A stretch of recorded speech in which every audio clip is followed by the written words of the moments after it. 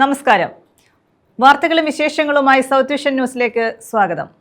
ഞാൻ സിനി ചന്ദ്ര. ഇന്നത്തെ പ്രധാന സംഭവവികാസങ്ങളിലേക്ക്.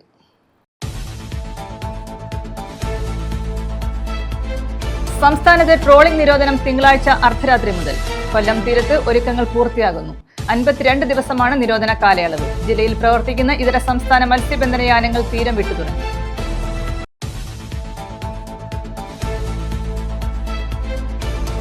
ബൈക്ക് കാറിലിടിച്ച ശേഷം നിയന്ത്രണം വിട്ട് മതിലിൽ ഇടിച്ചു മറിഞ്ഞു. ബൈക്ക് യാത്രികരായ യുവാക്കൾക്ക് പരിക്ക്. ശാസ്താംകോട്ട ആഞ്ഞിലിമൂടിന് സമീപമായിരുന്നു അപകടം.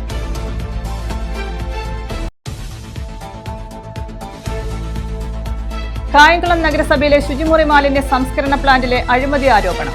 ചെയർപേഴ്സണെതിരെ UDF നൽകിയ അവിശ്വാസ പ്രമേയം അവർ നടത്തിയ സമരത്തിന്റെ ജാള്യത മറയ്ക്കാനാണെന്ന് LDF. മൊബൈൽ ശുചിമുറി മാലിന്യ പ്ലാന്റുമായി ബന്ധപ്പെട്ട് അഴിമതി നടന്നിട്ടില്ലെന്നും LDF. നെടുമൺകാവ് അറക്കടവ് പാലത്തിന്റെ നിർമ്മാണ പുരോഗതി മന്ത്രി KN ബാലഗോപാൽ വിലയിരുത്തി. കൊല്ലം ജില്ലയുടെ കിഴക്കൻ മേഖലയെ മറ്റു പ്രദേശങ്ങളുമായി ബന്ധിപ്പിക്കുന്ന പ്രധാന കണ്ണിയാണ് പാലം. പാലവും അനുബന്ധ റോഡും ബൈപ്പാസിന് സമാനമായി പ്രയോജനപ്പെടുത്തുമെന്നും മന്ത്രി. വിശദമായ വാർത്തകളിലേക്ക്. സംസ്ഥാനത്തെ ട്രോളിംഗ് നിരോധനം തിങ്കളാഴ്ച അർദ്ധരാത്രി ആരംഭിക്കും. കൊല്ലം തീരത്തൊരുക്കങ്ങൾ ആരംഭിച്ചു. ജൂലൈ 31 വരെ നീളുന്ന 52 ദിവസമാണ് നിരോധന കാലയളവ്. നീണ്ടകര പാലത്തിന് പടിഞ്ഞാറ് വശം തങ്കശ്ശേരി, അഴീക്കൽ തുറമുഖങ്ങളാണ് കൊല്ലം ജില്ലയിൽ അടച്ചിടുന്നത്. നിരോധന മേഖലയിൽ ഉൾപ്പെടുന്ന നീണ്ടകര, ശക്തികുളങ്ങര, തങ്കശ്ശേരി, അഴീക്കൽ അഴിമുഖങ്ങളിലും നിരോധനം ബാധകമാണ്. ജില്ലയിൽ പ്രവർത്തിക്കുന്ന ഇതര സംസ്ഥാന മത്സ്യബന്ധന യാനങ്ങൾ തീരം വിട്ടു തുടങ്ങി. നീണ്ടകര തുറമുഖത്ത് ഇൻബോർഡ് എഞ്ചിൻ ഘടിപ്പിച്ചിട്ടുള്ളവ ഒഴികെയുള്ള പരമ്പരാഗത യാനങ്ങൾക്ക് ട്രോളിംഗ് നിരോധന കാലയളവിൽ പ്രവർത്തിക്കാം. മത്സ്യബന്ധനത്തിലേർപ്പെടുന്ന യാനങ്ങൾക്ക് അഷ്ടമുടിക്കായലിന്റെ കിഴക്ക് തീരങ്ങളിലുള്ള സ്വകാര്യ ബോട്ട് ജെട്ടുകളിൽ, വാർഫുകളിലും ലാൻഡിംഗ് അനുമതി ഉടമകൾ നൽകാൻ പാടില്ല. നീണ്ടകര, ശക്തികുളങ്ങര, ആലപ്പാട്, അഴീക്കൽ തീരമേഖലകളിലെ ഡീസൽ പമ്പുകളെല്ലാം ജൂലൈ 28 വരെ അടച്ചിടും. മത്സ്യഫെഡിന്റെ നീണ്ടകര, ശക്തികുളങ്ങര, അഴീക്കൽ തീരമേഖലകളിലെ നിശ്ചിത പമ്പുകൾക്കും അഴീക്കലിലെ ആലപ്പാടൻ ജം, കുജിത്തുറ മറൈൻ ഡീസൽ, 1000 തെങ്ങ്, നടയിൽ കിഴക്കതിൽ എന്നീ സ്വകാര്യ പമ്പുകൾക്കും പ്രവർത്തനാനുമതിയുണ്ട്. മെഷീൻ ബോട്ടുകൾ, മത്സ്യബന്ധന യാനങ്ങൾ എന്നിവയ്ക്ക് ഇക്കാലയളവിൽ പെട്രോൾ വിൽക്കുകയോ വിതരണം ചെയ്യാനോ അനുമതിയില്ല. കൊല്ലം ജില്ലയിലെ ഇന്ധന പമ്പുകളിൽ നിന്ന് ജില്ലാ കളക്ടറുടെ അനുമതിയില്ലാതെ ക്യാനുകളിലോ കുപ്പികളിലോ ഇന്ധനം നൽകാനും പാടില്ല. ജില്ലയിൽ പ്രവർത്തിക്കുന്ന ഇതര സംസ്ഥാന മത്സ്യബന്ധന യാനങ്ങളെല്ലാം ട്രോളിംഗ് നിരോധനത്തിന് മുന്നോടിയായി തീരം വിട്ടു തുടങ്ങി. നിരോധന കാലയളവിലെ ക്രമസമാധാന പാലനം ഉൾപ്പെടെ നിയന്ത്രണങ്ങൾ നിർവഹിക്കുന്നതിന് സബ് കളക്ടറെ ചുമതലപ്പെടുത്തി. നിരോധനം കൃത്യതയോടെ നടപ്പാക്കാൻ തീരദേശ പോലീസിനെ ചുമതലപ്പെടുത്തിയിട്ടുണ്ടെന്നും ബന്ധപ്പെട്ടവർ അറിയിച്ചു. ന്യൂസ് ബ്യൂറോ, കൊല്ലം. അമിത വേഗതയിൽ ഓടിച്ച ബൈക്ക് കാറിലിടിച്ച് നിയന്ത്രണം വിട്ട് മതിലിലിടിച്ചു മറിഞ്ഞു. ബൈക്ക് യാത്രികർക്ക് പരിക്കേറ്റു. ശാസ്താംകോട്ട ആഞ്ഞിലിമൂടിന് സമീപമായിരുന്നു അപകടം. ശാസ്താംകോട്ട ആഞ്ഞിലിമൂടിന് സമീപമായിരുന്നു അപകടം. അമിത വേഗതയിലെത്തിയ ബൈക്ക് കാറിന്റെ പിന്നിൽ ഇടിച്ച ശേഷം നിയന്ത്രണം വിട്ട് റോഡരികിലെ മതിലിൽ ഇടിച്ച് മറിയുകയായിരുന്നു. ബൈക്ക് യാത്രികരായിരുന്ന ആഞ്ഞിലിമൂട് സ്വദേശി എബി, അക്ഷയ് ബോസ്കോ എന്നിവർക്ക് അപകടത്തിൽ പരിക്കേറ്റു. എബിയെ ശാസ്താംകോട്ട സ്വകാര്യ ആശുപത്രിയിൽ പ്രവേശിപ്പിച്ചു. ബൈക്ക് അമിത വേഗതയിലായിരുന്നെന്ന് ദൃക്സാക്ഷികൾ പറഞ്ഞു. News bureau, Sasthamkotta. കായംകുളം നഗരസഭയിലെ ശുചിമുറി മാലിന്യ സംസ്കരണ പ്ലാന്റിലെ അഴിമതി ആരോപണം. നഗരസഭാ ചെയർപേഴ്സണെതിരെ UDF നൽകിയ അവിശ്വാസ പ്രമേയം അവർ നടത്തിവന്ന സമരത്തിന്റെ ജാള്യത മറയ്ക്കാനാണെന്ന് LDF പാർലമെന്ററി പാർട്ടി. മൊബൈൽ ശുചിമുറി മാലിന്യ പ്ലാന്റുമായി ബന്ധപ്പെട്ട് യാതൊരു തരത്തിലുമുള്ള അഴിമതിയും നടന്നിട്ടില്ല. വികസന സ്റ്റാൻഡിംഗ് കമ്മിറ്റിയും കൗൺസിൽ യോഗവും ഏകകണ്ഠമായി അംഗീകരിച്ചതിന് ശേഷമാണ് പദ്ധതി DPCക്ക് നൽകിയത്. 2 യോഗങ്ങളിലും UDFോ മറ്റേതെങ്കിലും കൗൺസിലർമാരോ ഒരു വിയോജിപ്പും പറഞ്ഞിരുന്നില്ലെന്ന് LDF പാർലമെന്ററി പാർട്ടി വ്യക്തമാക്കി. കായംകുളം നഗരസഭയിൽ ശുചിമുറി മാലിന്യ സംസ്കരണ പ്ലാന്റിൽ അഴിമതി ആരോപിച്ച് നഗരസഭാ ചെയർപേഴ്സണെതിരെ UDF നൽകിയ അവിശ്വാസം അവർ നടത്തിവന്ന സമരത്തിന്റെ ജാള്യത മറയ്ക്കാനാണെന്ന് LDF പാർലമെന്ററി പാർട്ടി കുറ്റപ്പെടുത്തി. നഗരസഭയിലെ ശുചിമുറി മാലിന്യ സംസ്കരണ പ്ലാന്റിൽ അഴിമതി ആരോപിച്ച് നഗരസഭാ അധ്യക്ഷയ്ക്കെതിരെ UDF കൊടുത്തിരിക്കുന്ന അവിശ്വാസ പ്രമേയം അവർ നടത്തി വന്നിട്ടുള്ള സമര ആഭാസത്തിന്റെ ജാള്യത മറയ്ക്കാൻ വേണ്ടിയാണ്. കേന്ദ്ര സംസ്ഥാന സർക്കാരുകളുടെയും ശുചിത്വ മിഷന്റെയും അംഗീകാരമുള്ളതും കേരളത്തിൽ ഒട്ടേറെ തദ്ദേശ സ്വയംഭരണ സ്ഥാപനങ്ങളിൽ നടപ്പാക്കി വരുന്നതുമായ പദ്ധതിയാണിത്. തിരുവനന്തപുരം ആസ്ഥാനമാക്കിയുള്ള ഭൗമ എൻവറോൺ ടെക് പ്രൈവറ്റ് ലിമിറ്റഡ് എന്ന കമ്പനിക്കാണ് ഇത് നൽകിയിട്ടുള്ളത്. കേരളത്തിൽ ഈ കമ്പനി മാത്രമാണ് മൊബൈൽ മാലിന്യ സംസ്കരണ പ്ലാന്റ് നടപ്പാക്കുന്നത്. ആലപ്പുഴ ഉൾപ്പെടെയുള്ള മറ്റ് നഗരസഭകളിലും ഇതേ കമ്പനിയുടെ വാഹനമാണ് വാങ്ങിയിട്ടുള്ളത്. കേന്ദ്ര സംസ്ഥാന സർക്കാരുകളുടെയും ശുചിത്വ മിഷൻ്റെയും അംഗീകാരമുള്ളതും കേരളത്തിൽ നിരവധി തദ്ദേശ സ്വയംഭരണ സ്ഥാപനങ്ങളിൽ ഈ ഭൗമ എൻവയോൺമെൻറ്റ് ടെക് എന്ന് പറയുന്ന പ്രൈവറ്റ് ലിമിറ്റഡ് എന്ന സ്ഥാപനം ഈ വാഹനം കൊടുക്കുകയും അവിടെ പ്രവർത്തനം ആരംഭിക്കുകയും ചെയ്തു കഴിഞ്ഞിട്ടുണ്ട്. കായംകുളത്ത് വാങ്ങിയത് മറ്റ് നഗരസഭകളെക്കാളും 3 ലക്ഷം രൂപ കുറച്ചാണ്. വാഹനം വാങ്ങുന്നതുമായി ബന്ധപ്പെട്ട വികസന സ്റ്റാൻഡിംഗ് കമ്മിറ്റിയും കൗൺസിൽ യോഗവും തീരുമാനമെടുത്തത് ഏകകണ്ഠമായാണെന്നും ഇക്കാര്യത്തിൽ യാതൊരു അഴിമതിയും നടന്നിട്ടില്ലെന്നും LDF പാർലമെന്ററി പാർട്ടി വ്യക്തമാക്കി.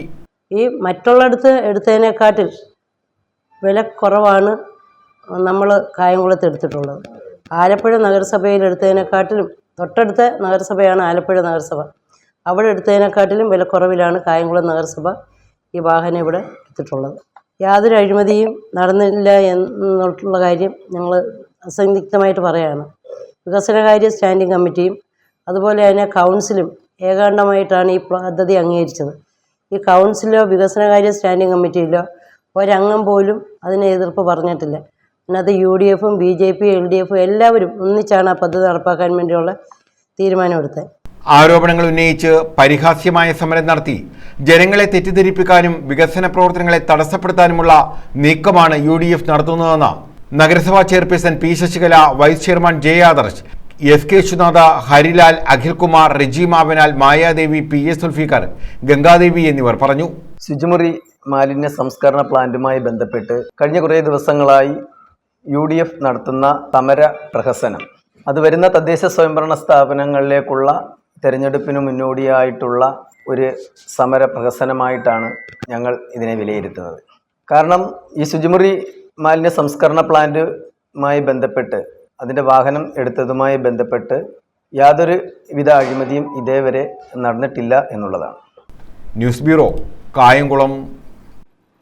കൊല്ലം ജില്ലയുടെ കിഴക്കൻ മേഖലയെ മറ്റു പ്രദേശങ്ങളുമായി ബന്ധിപ്പിക്കുന്ന പ്രധാന കണ്ണിയാണ് നിർമ്മാണം പുരോഗമിക്കുന്ന നെടുമൺകാവ് അറക്കടവ് പാലമെന്ന് മന്ത്രി KN ബാലഗോപാൽ. സ്ഥലം സന്ദർശിച്ച് നിർമ്മാണ പുരോഗതി വിലയിരുത്തുകയായിരുന്നു അദ്ദേഹം. ആധുനിക രീതിയിൽ നിർമ്മിച്ച പാലത്തിൽ പ്രത്യേക ഫെൻസിംഗും കോൺക്രീറ്റ് മതിലുമുണ്ട്. പാലവും അനുബന്ധ റോഡും ബൈപ്പാസിന് സമാനമായി പ്രയോജനപ്പെടുത്തുമെന്നും മന്ത്രി പറഞ്ഞു. ആധുനിക രീതിയിൽ നിർമ്മിച്ച പാലത്തിൽ പ്രത്യേക ഫെൻസിംഗും കോൺക്രീറ്റ് മതിലുമുണ്ട്. പാലവും അനുബന്ധ റോഡും ബൈപ്പാസിന് സമാനമായി പ്രയോജനപ്പെടുത്തും.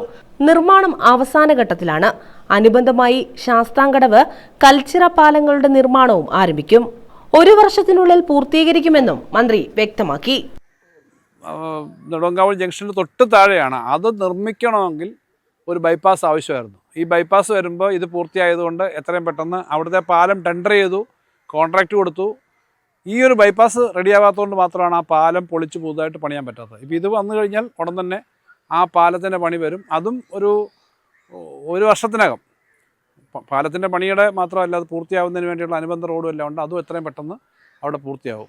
Kottarakkara block panchayat president A. Abhilash, block panchayat അംഗം വത്സല തോമസ്, വെളിയം ഗ്രാമപഞ്ചായത്ത് ആരോഗ്യ വിദ്യാഭ്യാസ സ്ഥിരം സമിതി അധ്യക്ഷൻ NB പ്രകാശ്, കരീപ്ര ഗ്രാമപഞ്ചായത്ത് അംഗങ്ങളായ സിന്ധു ഓമനക്കുട്ടൻ, R. ഗീതകുമാരി, ഉദ്യോഗസ്ഥർ തുടങ്ങിയവർ പങ്കെടുത്തു.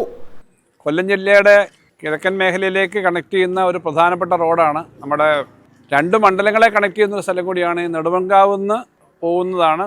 കരീപ്ര പഞ്ചായത്ത്, വെളിയം പഞ്ചായത്ത്, അതുവഴി നമ്മൾ പൂയപ്പള്ളിയിലേക്ക് പോയി ചാത്തന്നൂരേക്ക് പോകാൻ പറ്റുന്ന വളരെ നല്ലൊരു കണക്ഷനാണ്.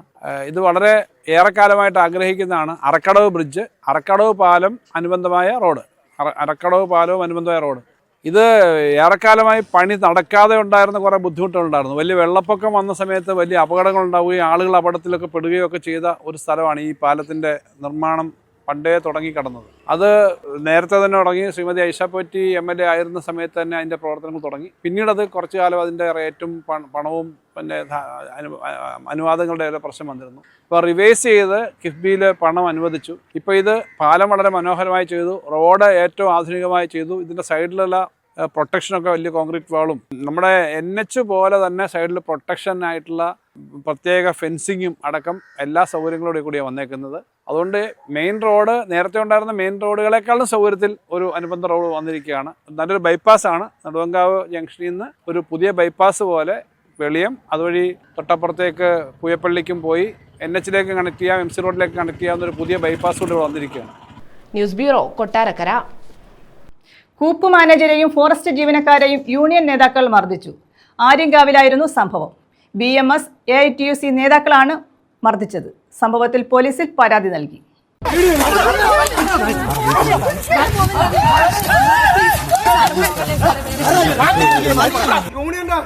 പഞ്ചായത്ത് സമിതിയുടെ പ്രസിഡന്റാ അവനെ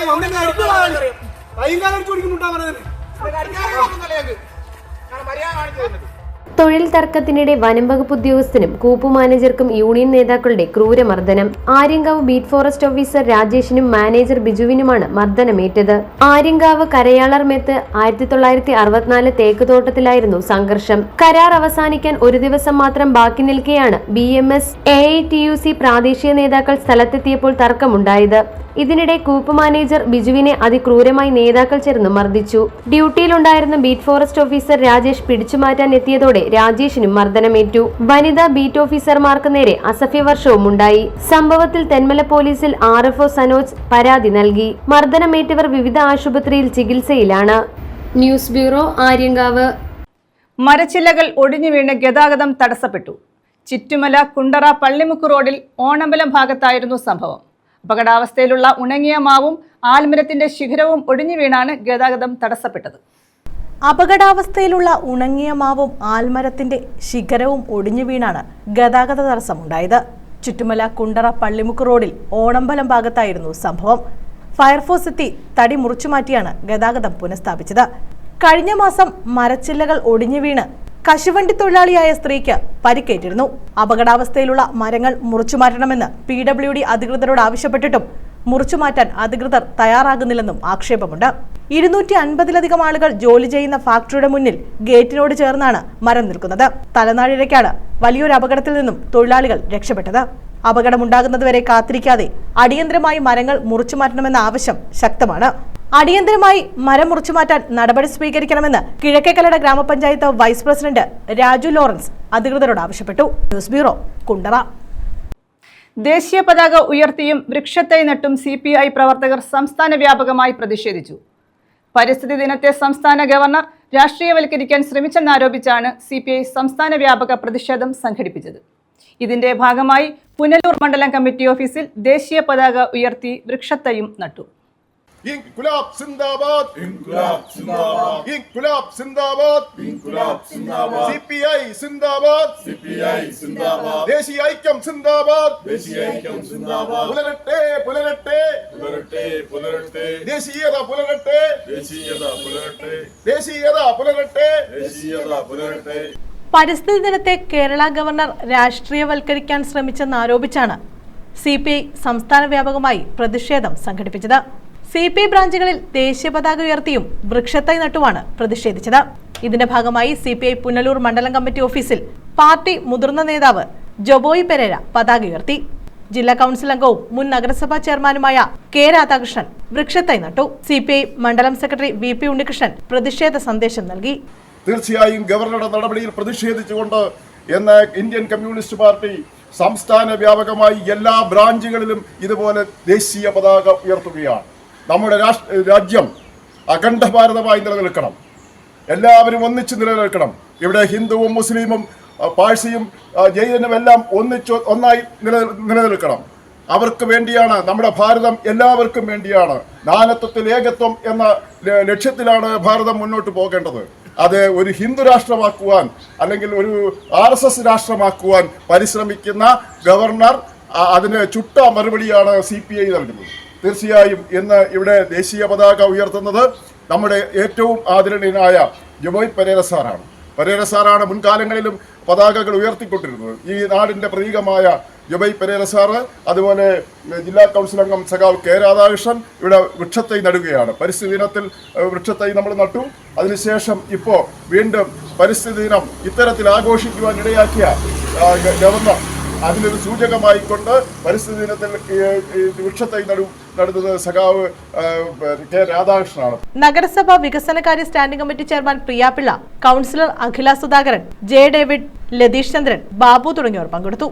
ന്യൂസ് ബ്യൂറോ, പുനലൂർ. പ്രധാന വാർത്തകൾ വീണ്ടും.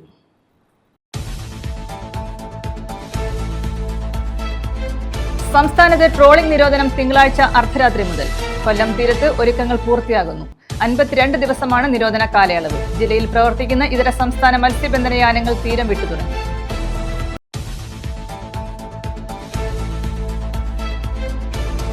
ബൈക്ക് കാറിലിടിച്ച ശേഷം നിയന്ത്രണം വിട്ട് മതിലിൽ ഇടിച്ചു മറിഞ്ഞു. ബൈക്ക് യാത്രികരായ യുവാക്കൾക്ക് പരിക്ക്.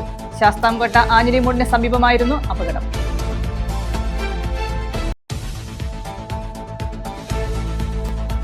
കായംകുളം നഗരസഭയിലെ ശുചിമുറി മാലിന്യ സംസ്കരണ പ്ലാന്റിലെ അഴിമതി ആരോപണം. ചെയർപേഴ്സണെതിരെ UDF നൽകിയ അവിശ്വാസ പ്രമേയം അവർ നടത്തിയ സമരത്തിന്റെ ജാള്യത മറയ്ക്കാനാണെന്ന് LDF. മൊബൈൽ ശുചിമുറി മാലിന്യ പ്ലാന്റുമായി ബന്ധപ്പെട്ട് അഴിമതി നടന്നിട്ടില്ലെന്നും LDF. നെടുമൺകാവ് അറക്കടവ് പാലത്തിന്റെ നിർമ്മാണ പുരോഗതി മന്ത്രി KN ബാലഗോപാൽ വിലയിരുത്തി. കൊല്ലം ജില്ലയുടെ കിഴക്കൻ മേഖലയെ മറ്റു പ്രദേശങ്ങളുമായി ബന്ധിപ്പിക്കുന്ന പ്രധാന കണ്ണിയാണ് പാലം. പാലവും അനുബന്ധ റോഡും ബൈപ്പാസിന് സമാനമായി പ്രയോജനപ്പെടുത്തുമെന്നും മന്ത്രി.